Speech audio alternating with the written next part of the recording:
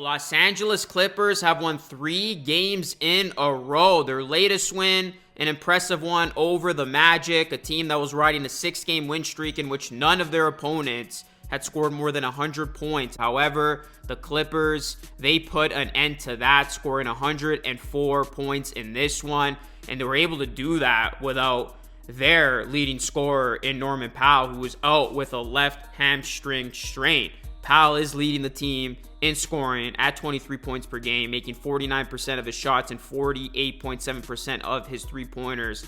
And yet, the Clippers were able to overcome his absence and win this game. And the Clippers, they held their own defensively, and their offense actually looked good. They built a 19-point lead in the third quarter and, of course, pulled away with the 104-93 win.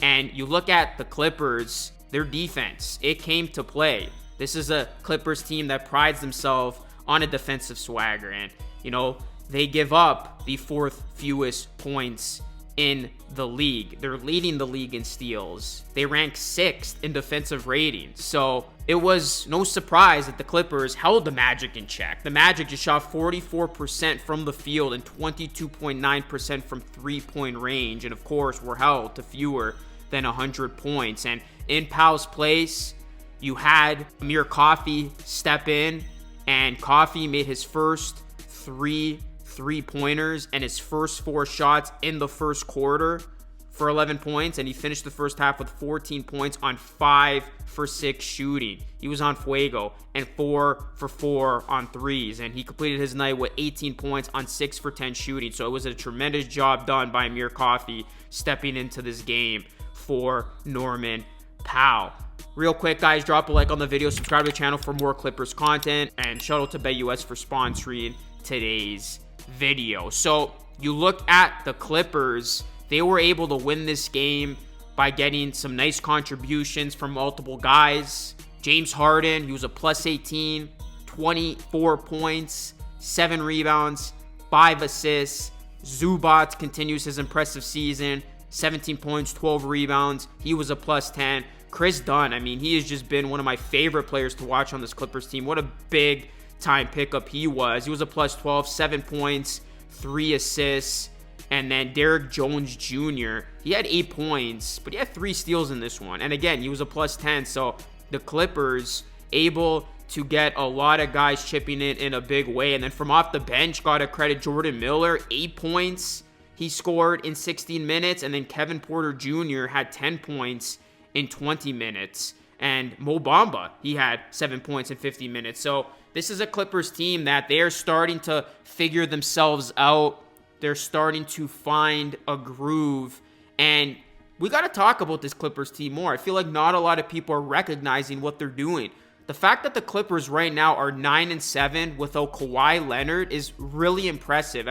You take away other teams' best player, and where would you find that team? The Clippers, they're winning games. They look poised to be a legitimate team this season, especially when Kawhi returns. And you got to credit the play of James Harden, Zubac, the role players, this incredible defense, this revamped defense. I spoke out large about it when covering this Clippers offseason in a previous video. And Norman Powell, who did not play in this one, but Norman Powell has been a revelation, and the fans love him. Norm, he was in the wall on his bobblehead night, and that was really cool to see. And this is a guy in Norman Powell who famously said addition by subtraction when talking about the Paul George situation and how the Clippers, didn't bring him back. And Norman Powell, he is having himself the best season of his career. This is a guy who is averaging 23.3 points per game. That is almost a 10-point jump from last season. At 13.9 he averaged last season. So that's incredible. This dude is doing it on very efficient shooting numbers, increased production when you look at his rebounds, his assists, even his steals in 33.4 minutes per game. So Powell has been one of the best stories of this season of a player who has really improved himself. And it's very rare that you get this from a player who's 31. You usually see this from guys who are going from year 2 to year 3 and so forth. But to see this from Powell, who is 31 years old, just take his game to a completely different level. The way he's been able to just up his averages and help this Clippers team, it speaks volumes to how big of a piece Powell is. And real quick, guys, I want to look at a bet that I really like. When you look at the NBA Most Improved Player of the Year award over at BetUS, Norman Powell is plus 1,500 to win this award. I mean, he's making a strong case for it. I believe he would be one of the oldest players, if not the oldest player, to win this award again at 31. But I'm going to go ahead and place this bet. You can tail along if you wish. But guys, go check out today's video sponsor, BetUS. They're currently offering a 150% bonus on your first deposit and a 125% bonus on your second and third deposits up to $2,000 with the code YouTube150. So Clippers fans, I'm just going to keep it real. I mean, the Clippers' decision of not giving Paul George his money and simply not re-signing him is looking brilliant as the days go on. It is a mess what's going on with Paul George and the 76ers right now. I'm not going to just pinpoint on Paul George, but did you see the latest from George? I mean, his team is crumbling right before our eyes, and this dude is more concerned about talking about it on his podcast and literally using the Sixers' demise as clickbait. Like, it's crazy. And I know Clippers fans are familiar with this because I'm pretty sure he did this a couple of times during the Clippers season. The one that sticks out to me was after they lost that playoff series against the Mavs. Instead of reflecting, this dude is podcasting about it. That is not a player you want on your team if you have hopes of winning the championship. So I know at the time it looked very, very bad, and everybody was crucifying the Clippers for not bringing back George, and they're like, oh, this team's done, it's all over.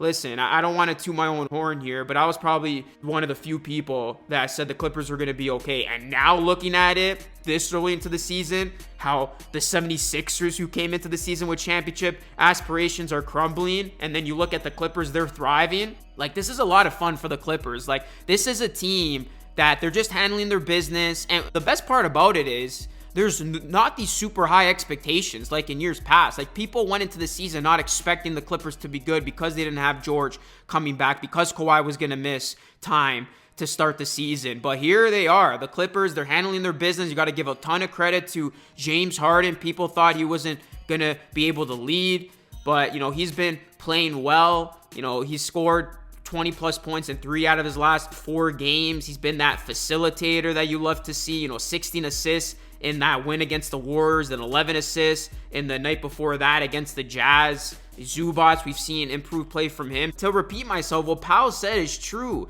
It is addition by subtraction. By losing Paul George, this Clippers team, they are realizing their potential, and other guys have had to step up, and it is coming together beautifully right now.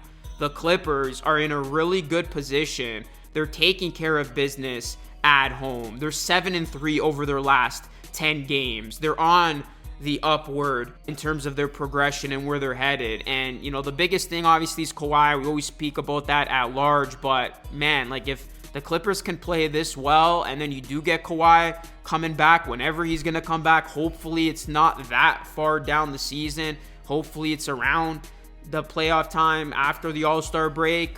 Leonard did begin shooting a little bit, but that's not really a big update because we know, the biggest update you want to see is him back on the court. But if they can survive this stretch, look good, other guys stepping up, and then you get Kawhi back, like, this Clippers team could really be cooking. Anyways, let me know your thoughts, Clippers Nation. Drop a like on the video, subscribe to the channel if you are new, and once again, shout out to BetUS for sponsoring today's video. That is it for me. It's Luke signing off. Thanks so much for watching. I will catch you all again in the next one.